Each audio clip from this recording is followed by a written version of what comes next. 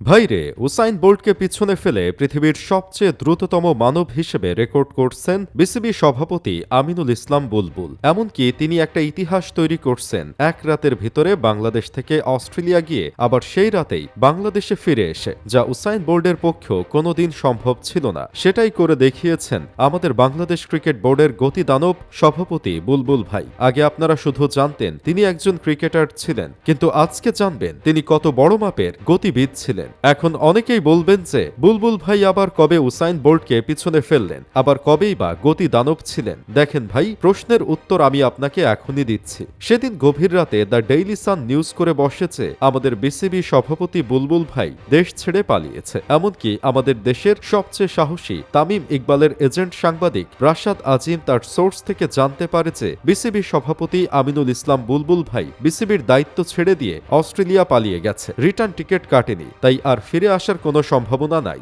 যেহেতু আমাদের দেশের কুখ্যাত এজেন্ট সাংবাদিক যিনি তামিম ইকবালের সাথে হোটেলে চাপ খেয়ে ইকবাল ভাইয়ের পক্ষে নিউজ করে, সেই সাংবাদিক যদি এমন একটা বিশ্বাসযোগ্য নিউজ করে, সেটা কি আর অবিশ্বাস করা যায়? কখনোই না। কিন্তু সকালে ঘুম থেকে উঠেই এই নিউজ করা সাংবাদিকরা দেখল বিসিবি সভাপতি বুলবুল ভাই তার অফিসে এসে শান্তিতে অফিস করছে। তাহলে আমার প্রশ্ন হলো, এত তাড়াতাড়ি বুলবুল ভাই কিভাবে অস্ট্রেলিয়া থেকে বাংলাদেশে ফিরে আসলো? এক মহাদেশ থেকে আরেক মহাদেশে এক রাতের ভিতরেই যাতায়াত করা যায়, সেটা বুলবুল ভাইকে না দেখলে কখনো বুঝতে পারতাম না। তবে আমার ধারণায় তিনি অস্ট্রেলিয়া থেকে বাংলাদেশে কয়েকটা প্রক্রিয়ায় ফিরতে পারেন। প্রথম প্রক্রিয়াটা হচ্ছে উসাইন বোল্টের মতো দৌড়ে এবং সাঁতারুদের মতো সাঁতার কেটে বাংলাদেশে ফিরেছেন তিনি। দ্বিতীয় প্রক্রিয়াটা হচ্ছে বুলবুল ভাইয়ের উপর দ্য ফ্ল্যাশ সিনেমার নায়কের আত্মা ভর করছিল, তাই তাড়াতাড়ি ফিরে আসতে পারছেন। তৃতীয় প্রক্রিয়াটি হচ্ছে বুলবুল ভাই জিন ভাড়া করে কয়েক সেকেন্ডের মধ্যে অস্ট্রেলিয়া গিয়ে বউ বাচ্চার সাথে দেখা করে আবার জিনের মাধ্যমেই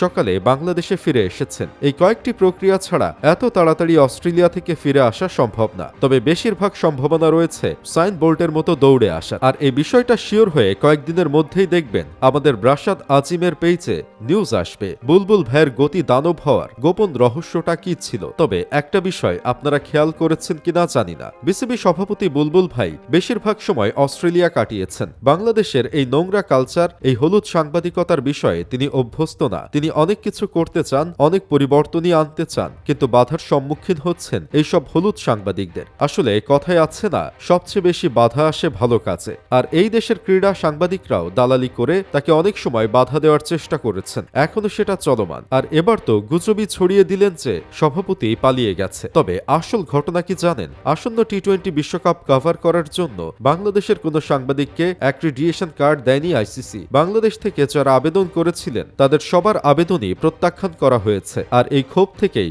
আমাদের দেশের সাংবাদিক রাশাদ আজিম প্রো গুজব ছড়িয়ে একটু মানসিক শান্তি নিয়েছে আর ভাবছে এমন যদি হতো, মানে কল্পনা থেকে নিউজটা করে ফেলছিল আর কি। যাই হোক, এমন কিছু নিউজের কারণেই আবার মানুষ দালালদের চিনতে পারে। ধন্যবাদ আপনাদের এভাবে মুখোশ খোলার জন্য।